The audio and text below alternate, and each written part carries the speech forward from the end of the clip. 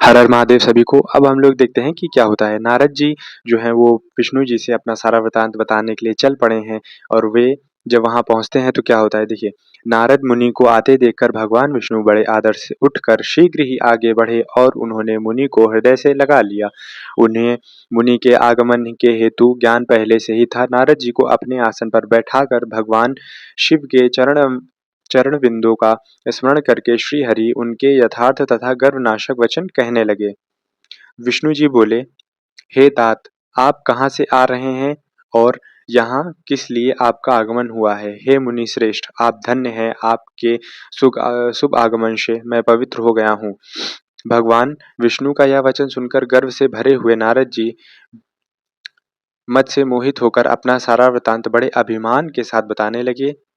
नारद मुनि का यह अहंकार युक्त वचन सुनकर मन ही मन शिव के चरण चरण अरविंदों का स्मरण करके भगवान विष्णु के काम विजयी समस्त यथार्थ कारण के पूर्ण रूप से जान लिया। जो नारद जी थे तो उनका जो भी काम विजयी होने का कारण था तो उसको विष्णु जी ने पहचान लिया।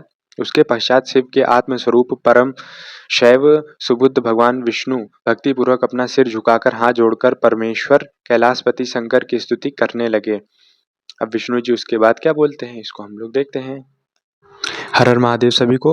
विष्णु जी क्या बोलते हैं। विष्णु जी कहते हैं, हे देवेश्वर, हे महादेव, हे शिव, और सबको विमोहित करने वाली आपकी माया भी धन्य है।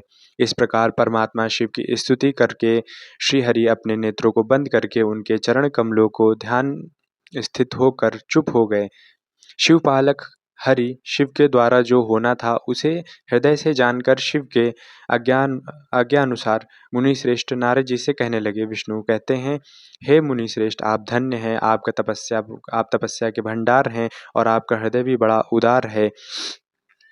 उसी के मन में समस्त दुखों का देने वाला काम, मोह आदि विकार शीघ्र उत्पन्न होते हैं। आप तो नैष्ठिक ब्रह्मचारी हैं तथा सदा ज्ञान वैराग्य युक्त रहते हैं, फिर आप में काम विकार कैसे आ सकता है।